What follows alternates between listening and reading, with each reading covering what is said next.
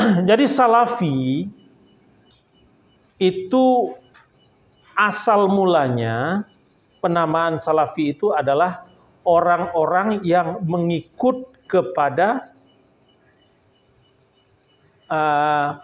pendapat atau pandangan para ulama salaf.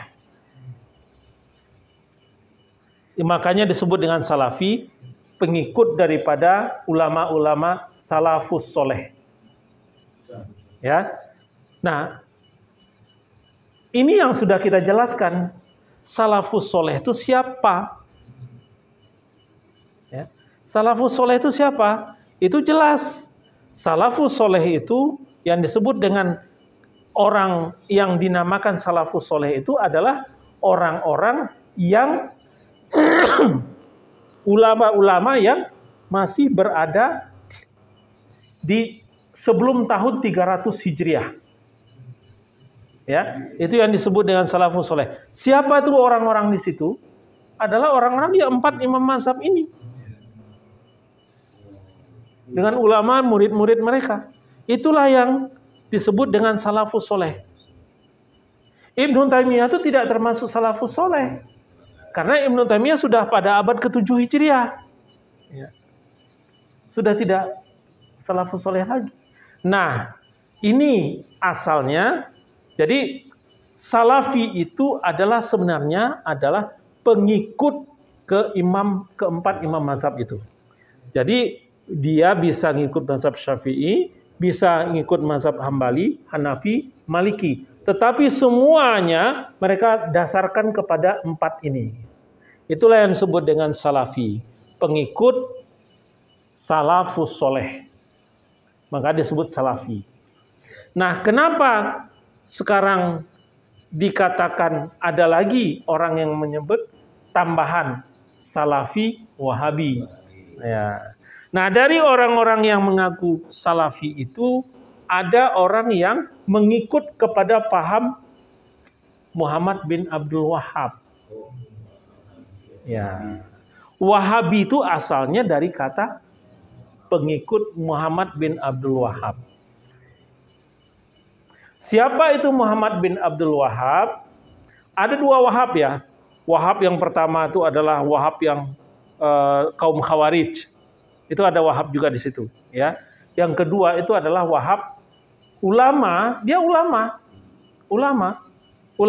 di Mekah, ulama di Madinah, di Mekah dan Madinah. Kemudian ulama Muhammad bin Abdul Wahhab inilah yang dekat dengan kerajaan Saud, dengan keluarga Saud. Sehingga aliran daripada semua fatwa-fatwa yang keluar dari Saudi Arabia itu adalah berdasarnya adalah pendapat Muhammad bin Abdul Wahhab.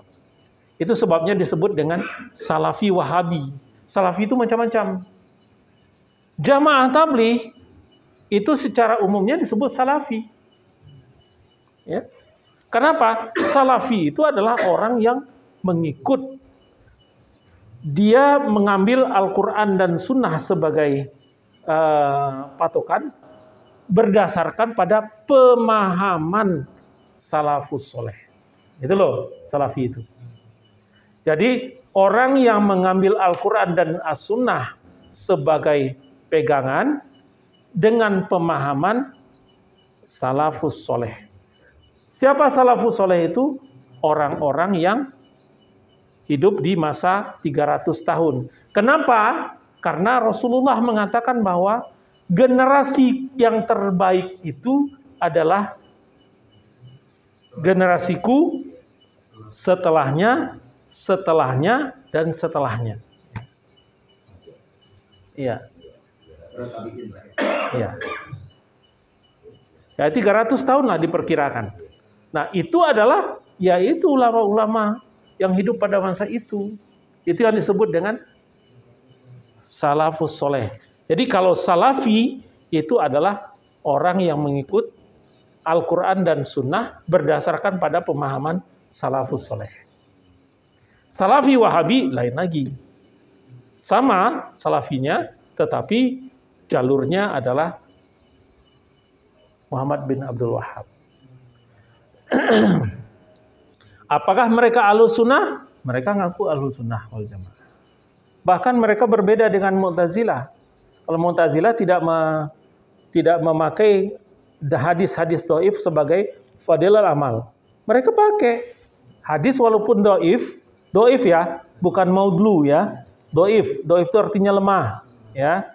Tetapi kalau itu adalah untuk kebaikan, mereka pakai. Walaupun lemah. Bukan palsu. Mereka pakai. Ya itu sebabnya kayak misalnya bersiwak. Mereka kalau dalam hal itu mereka lebih hebat dari kita mungkin. Mereka belajarnya rukun. Mereka sholatnya awal waktu semua dan berjamaah semua. Ini yang tidak boleh. Nah, itu tipikal orang yang mudah menyalahkan, takfiri ya. Nah, ini yang seperti ini sebenarnya bukan sekarang saja, di zaman Rasulullah itu sudah ada. Di zaman para sahabat itu sudah ada. Di zaman para tabi'in itu sudah ada orang-orang yang mudah menyalah-nyalahkan, ya, termasuk Khawarij. Dikit itu Khawarij itu, kalau Khawarij itu, wah mereka ibadahnya hebat, baca Al-Qurannya hebat, hafalannya hebat. Tapi ya itu, tidak mengakui para sahabat. Ya, dan dialah yang paling benar. Mereka hidup sendiri terkelompok. Ya. Nanti kalau ketemu dengan orang yang berfaham tasawuf, itu lebih frontal lagi mereka mengatakan itu kafirnya gitu. Kenapa? Karena mereka mengukur semua itu dengan ukuran yang mereka punya gitu loh. Mana dalilnya? Mana hadisnya? Mana ayatnya? Kalau dalam tatanan syariat, iya, semua itu diukur dengan mana dalil, mana ini. Tapi kalau sudah berbicara tentang tauhid, bagaimana menafsirkan bahwa singgasana Allah itu berada di atas air? Bagaimana? Itu ada dalam surat Hud. Bagaimana menafsirkan bahwa Allah itu punya tangan? Kalau nggak bisa ditakwilkan. Punya mata, kalau nggak bisa ditakwil. Mau ditolak ayat? Nggak mungkin.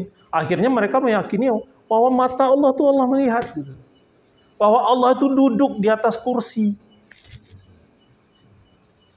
Di atas singgasana. Singgasananya apa? Aras. Sedikit aja pertanyaannya. Mana yang lebih besar, Allah atau aras? Allah bersemayam di atas aras. Kalau gitu mana yang lebih besar, Allah apa aras? Nah, udah bingung kan? Kenapa? Karena di dalam kepalanya bersemayam itu bertempat. Ya. Itu sama dengan pemahaman nanti orang Nasrani. Bahwa setelah Tuhan menciptakan bumi, Tuhan duduk istirahat. Karena kecapean. Menciptakan alam. Kalau Tuhan hebat, kenapa menciptakan dunia ini masa gitu? Ya. Kenapa nggak kun kefayakun jadi gitu kan?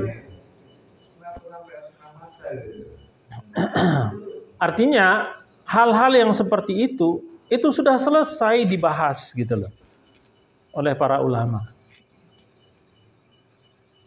Ya, kita kan tinggal mengambil saja lagi. Kita tinggal mengambil. Nggak usah kita mikir lagi. Nggak nyampe juga gitu loh. Nggak nyampe, ilmu kita terbatas. Nah.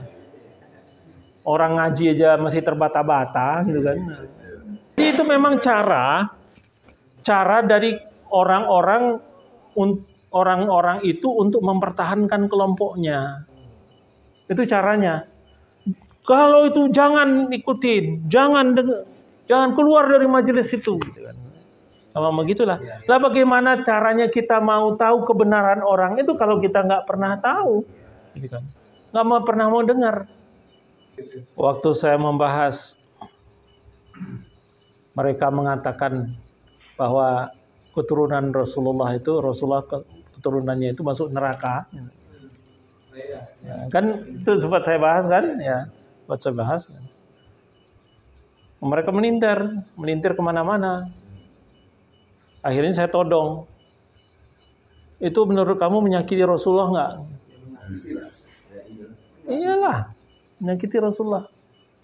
Oh ya, saya todong akhirnya. Ya menyakiti. Karena itulah pendapat teman-teman mereka. Itulah pendapat guru-guru mereka. Gitu. Sangat menyakiti. Bapak dan ibu Rasulullah itu ada di neraka. Saya itu tersinggung. Jadi waktu sebabnya kajian itu saya bikin. Menjelaskan bahwa penafsiran itu salah.